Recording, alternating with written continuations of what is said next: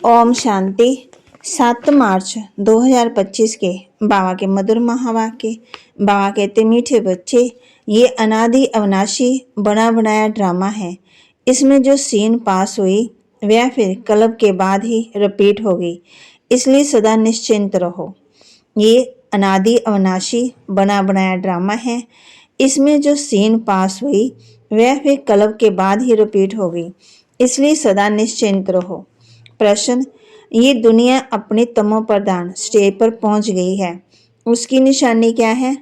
ये दुनिया अपनी तमो प्रधान स्टेज पर पहुंच गई है, उसकी निशानी क्या है? उत्तर, दिन प्रतिदिन कुछ न कुछ होता रहता, उपद्रव होते रहते, कितनी घमसान हो रही है। चोर कैसे मारपीट करके लूट ले जाते, बिना मौसम बरसात पड़ती रहती है, कितना नुकसान हो जाता। ये सब तमो प्रधानता के चिन्ह हैं। तमो प्रधान प्रकृति दुख देती रहती।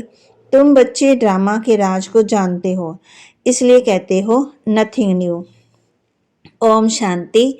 अभी तुम बच्चों पर ज्ञान की वर्षा हो रही है। तुम हो संगम युगी और बाकी जो भी है मनुष्य, वह सब है कलयुगी। इस समय दुनिया में अनेक मतांतर हैं। तुम बच्चों की तो है ही एक मत, जो एक मत भगवान की ही मिलती है। वह लोग भक्ति मार्ग में जप तप तीर्थ आदि जो कुछ करते हैं, वह समझते हैं ये सब रास्ते भगवान से मिलने के हैं। कहते हैं भक्ति के बाद ही भगवान मिलेंगे, परंतु उनको ये पता ही नहीं है कि भक्ति कब शुरू होती और कब तक चलती। सिर्फ कह देते हैं भक्ति से भगवान मिलेगा, इसलिए अनेक प्रकार की भक्ति करते रहते हैं। ये भी खुद समझते हैं कि परंपरा से हम भक्ति करते आए हैं, एक दिन भगवान जरूर मिलेगा, कोई ना कोई रूप में भगवान मिलेगा। क्या करेंगे? जरूर सदगति करेंगे, क्योंकि वह है ही सबका सदगति दाता। भगवान कौन है, कब आएगा, ये भी नहीं जानते। महिमा भल किस्म किस्म की गाते हैं। कहते हैं भगवान पतित पावन है, ज्ञान का सागर है, ज्ञान से सदगति होती, ये भी जानते हैं। भगवान निराकार है, जैसे हम आत्मा भी निराकार हैं, पीछे शरीर लेती हैं। हम आत्माएं भी बाप के साथ परम धाम की रहने वाली हैं। हम यहाँ के वासी नहीं हैं। कहाँ के निवासी हैं, ये भी यथार्थ नहीं बतलाते। कोई तो समझते हैं हम स्वर्ग में चले जाएंगे। अब सीधा स्वर्ग में तो किसी को भी जाना नहीं है। कोई भी कहते ज्योति ज्योत में समा जाएंगे, ये भी रॉन्ग है। आत्मा को विनाशी बना देते हैं, मोक्ष भी हो ना सके, जबकि कहते हैं बनी बनाई बन रही। ये चक्कर फिरता रहता है। हिस्ट्री ज्योग्राफी रिपीट होती है, परंतु चक्कर कैसे फिरता है ये नहीं जानते। ना चक्कर को जानते, ना ईश्वर को जानते। भक्ति मार्ग में कितना भटकते हैं। भगवान कौन है ये तुम जानते हो। भगवान को फादर भी कहते हैं, तो बुद्धि में आना चाहिए ना। लौकिक फादर भी हैं, फिर हम उनको याद करते हैं, तो 2 फादर हो गए, लौकिक और परलौकिक। उस परलौकिक बाप से मिलने के लिए इतनी भक्ति करते, वह परलोक में रहते। निराकारी दुनिया भी है जरूर। तुम अच्छी रीति जानते हो, मनुष्य जो कुछ करते हैं वह सब भक्ति मार्ग। रावण राज्य में भक्ति ही भक्ति होती आई, ज्ञान हो न सके। भक्ति से कभी सदगति नहीं हो सकती। सदगति करने वाले बाप को याद करते, तो जरूर वह कभी आकर के सदगति करेंगे। तुम जानते हो ये बिल्कुल ही तमो प्रधान दुनिया है। सतो प्रधान थे, अभी तमो प्रधान है। बहुत घमसान हो रही है। बाबा मिसाल देते, चोर भी लूटते रहते, कैसे कैसे मारपीट हो जाती, कितना नुकसान भी होता। ऐसी सी दवाइयाँ हैं जो सुंघाकर बेहोश कर देते। ये है रावण राज्य। ये बहुत बड़ा बेहद का खेल है। इसको फिरने में 5000 वर्ष लगते। खेल भी ड्रामा मिसल है, नाटक नहीं कहेंगे। नाटक में तो समझो कोई एक्टर बीमार पड़ता तो अदली बदली कर लेते हैं। इसमें तो ये बात हो ना सके। ये तो अनादि ड्रामा है। समझो कोई बीमार हो पड़ता तो कहेंगे ऐसे बीमार होने का भी ड्रामा में पार्ट है। ये अनादि बना बनाया है और किसी को तुम ड्रामा कहो तो मूंझ जाएंगे। तुम जानते हो ये बेहद का ड्रामा है। कल अब बाद फिर भी यही एक्टर होंगे। जैसी अभी बरसात आई, कल अब के बाद भी ऐसे ही पड़ेगी। तुम बच्चे जानते हो ज्ञान की बरसात तो सभी पर पड़ नहीं सकती, लेकिन ये आवाज़ सभी के कानों तक अवश्य जाएगा कि ज्ञान सागर भगवान आया हुआ है। तुम्हारा मुख्य है योग। ज्ञान भी तुम जानते सुनते हो, और बाकी बरसात तो सारी दुनिया में पड़ती है। तुम्हारे योग से स्थायी शांति हो जाती। तुम सबको सुनाते हो कि स्वर्ग की स्थापना करने भगवान आया हुआ है। तुम्हारा मुख्य है योग। ज्ञान की तुम सुनते हो, ज्ञान भी तुम सुनते हो, बाकी बरसात तो सारी दुनिया में पड़ती। तुम्हारे योग से स्थायी शांति हो जाती। तुम सबको सुनाते हो कि स्वर्ग की स्थापना करने भगवान आया हुआ है, परंतु ऐसे भी बहुत हैं जो अपने को भगवान समझ लेते, तो तुमको फिर कौन मानेगा। इसलिए बाप समझाते हैं, कोटों में कोई निकलेंगे, तुम्हारे में भी नंबरवार है। जानते हैं बाप आया हुआ है, बाप से ही तो वर्षा लेना चाहिए। कैसे बाप को याद करो वह भी समझाया है।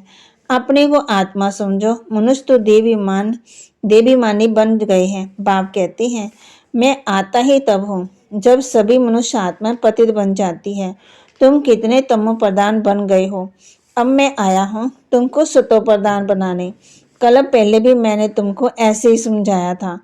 तुम तमो प्रधान से सतो प्रधान कैसे बनेंगे, सिर्फ मुझे याद करो। मैं आया हूँ तुमको अपना और रचना का परिचय देने। उस बाप को सभी याद करते हैं। रावण राज्य में आत्मा अपने बाप को याद करती है। बाप है ही अशरीरी, बिंदी है ना, उनका नाम भी रखा गया है। तुमको कहते हैं शालिग्राम, और बाप को कहते हैं शिव। तुम बच्चों का नाम शरीर पर पड़ता है। बाप तो है ही परमात्मा, उनको शरीर तो लेना नहीं है। उसने इनमें प्रवेश किया। ये ब्रह्मा का तन है, इनको शिव नहीं कहेंगे। आत्मा नाम तो तुम्हारा ही है, फिर तुम शरीर में आते। मैं परम आत्मा, सभी आत्मा का पिता। तो सभी के दो बाप हो गए, एक निराकारी, एक साकारी। इनको फिर अलौकिक वंडरफुल बाप कहा जाता है। कितने ढेर बच्चे हैं, मनुष्यों को ये समझ में नहीं आता है। प्रजापिता ब्रह्मा कुमार कुमारियाँ इतने ढेर हैं, ये क्या है, किस प्रकार का ये धर्म है, समझ नहीं सकते। तुम जानते हो ये ब्रह्मा कुमार कुमारियाँ प्रवृत्ति मार्ग अक्षर हैं। माँ बाप तुम कुमारी और कुमार, भक्ति मार्ग में तुम याद करते आए। तुम माता पिता, हम बालक तेरे। अभी तुमको माता पिता मिला है, तुमको अडॉप्ट किया है। सतयुग में अडॉप्ट नहीं किया जाता, वहाँ अडॉप्शन का नाम ही नहीं। यहाँ फिर नाम भी है, वह है हद का बाप, यह है बेहद का बाप, बेहद की अडॉप्शन। ये राज बहुत ही गूढ़े समझने लायक है। तुम लोग पूरी रीति किसी को समझाते नहीं हो। पहले पहले अंदर कोई आते हैं, बोलो गुरु का दर्शन करने आए हैं, कहते हैं ना, तो तुम बोलो कि यहाँ कोई मंदिर नहीं है, बोर्ड पर देखो क्या लिखा हुआ है। ब्रह्मा कुमार और कुमारियाँ ढेर हैं। ये सब प्रजापिता ब्रह्मा के बच्चे हो गए। प्रजा तो तुम भी हो। भगवान सृष्टि रचते ब्रह्मा मुख कमल द्वारा हमको रचा है। हम है ही नई सृष्टि के, तुम हो पुरानी सृष्टि के। नई सृष्टि का बनना होता है संगम युग पर। ये है पुरुषोत्तम बनने का युग। तुम संगम युग पर खड़े हो, वह कलयुग में खड़े हैं। जैसे कि पार्टीशन हो पड़ गई है। आजकल तो देखो कितनी पार्टीशन है। हर एक धर्म वाला समझते हम अपने प्रजा को संभालेंगे, अपने धर्म को, हम जिनस को सुखी रखेंगे। इसलिए हर एक को कहते हैं हमारी स्टेज की ये चीज़ बाहर ना जाए। आगे तो राजा का सारी प्रजा पर हुक्म चलता था। राजा को माई बाप अन्नदाता कहते थे। अभी तो राजा रानी कोई है ही नहीं, अलग अलग टुकड़े हो गए हैं। अचानक बाढ़ आ जाती, भूकंप होते रहते, ये सब है दुख का मौत। अभी तुम ब्राह्मण समझती हो कि हम सब आपस में भाई भाई हैं, तो हमें आपस में बहुत बहुत प्यार से सिरखड़ होकर रहना है। हम एक बाप के बच्चे हैं, तो आपस में बहुत प्यार होना चाहिए। राम राज्य में शेर बकरी जो एकदम पक्के दुश्मन, वह भी इकट्ठे पानी पीते। यहाँ तो देखो घर घर में कितना झगड़ा है, आपस में फूट पड़ती हैं, अनेक मतें हैं। अभी तुम जानते हो हम सब ने अनेक बार बाप से वर्षा लिया और फिर गवाया, अर्थात रावण पर जीत पाते और फिर हारते। एक बाप की श्रीमत पर हम विश्व का मालिक बन जाते, इसलिए उनको ऊंच ऊंच भगवान कहा जाता, सबका दुख हरता सुख करता कहा जाता। अभी तुमको सुख का रास्ता बता रहे हैं। तुम बच्चे आपस में क्षीरखंड होकर रहते, दुनिया में आपस में सभी लूण पानी, लड़ाई झगड़ा, एक दो को मारने में देरी नहीं करते। तुम ईश्वरी औलाद हो ना, तो बहुत प्यार होना चाहिए। तुम ईश्वरी संतान देवताओं से भी ऊंच ठहरे। तुम बाप के कितने मददगार बनते हो, पुरुषोत्तम बनाने के मददगार हो। ये दिल में आना चाहिए, हम पुरुषोत्तम हैं तो हमारे में वह दैवी गुण है, आश्री गुण है तो वह फिर बाप का बच्चा तो कहला ना सके। इसलिए कहा जाता, सतगुरु का निंदक ठोर ना पाए। वे कलयुगी गुरु फिर अपने लिए कहकर मनुष्यों को डरा देते हैं। तो बाप बच्चों को समझाते, सपूत बच्चे वह जो बाप का नाम बाला करते, हमेशा प्यार से रहते। बाप हमेशा कहते हैं क्षीरखंड होकर रहो, लूण पानी हो, आपस में लड़ो झगड़ो नहीं। तुमको यहाँ क्षीरखंड बनना है, आपस में बहुत लव चाहिए, क्योंकि तुम ईश्वरी औलाद हो। ईश्वर मोस्ट लवली है, तब तो उनको सभी याद करते। तो तुम्हारा आपस में बहुत प्यार होना चाहिए, नहीं तो बाप की इज्जत गवाते हैं। ईश्वर के बच्चे आपस में लूण पानी कैसे हो सकते हैं, फिर पदवी कैसे पाएंगे। बाप समझाते हैं, आपस में बहुत प्यार, अगर बाप के डायरेक्शन पर नहीं चलेंगे तो ऊंच पद कैसे पाएंगे। देवी मान में आने से ही फिर आपस में लड़ते हैं। देवी मानी हो, कुछ भी खिटपिट ना हो। ईश्वर बाप मिला है तो फिर दैवी गुण भी धारण करने हैं। आत्मा को बाप जैसा बनना है, जैसे बाप में पवित्रता सुख प्रेम आदि सब है, तुमको भी बनना है। नहीं तो ऊंच पद पा नहीं सकते। पढ़कर बाप से ऊंच वर्षा पाना है। बहुतों का कल्याण करते हैं, वही राजा रानी बन सकते हैं, बाकी दास दासियां जाकर बनेंगे। समझ तो सकते हैं ना कौन कौन क्या बनेंगे, पढ़ने वाले खुद भी समझ सकते हैं। इस हिसाब से हम बाबा का क्या नाम निकालेंगे। ईश्वर के बच्चे मोस्ट लवली होने चाहिए, जो कोई भी देख खुश हो जाए। बाबा को भी मीठे व लगेंगे। पहले घर को तो सुधारो, पहले घर को फिर दूसरों को सुधारना है।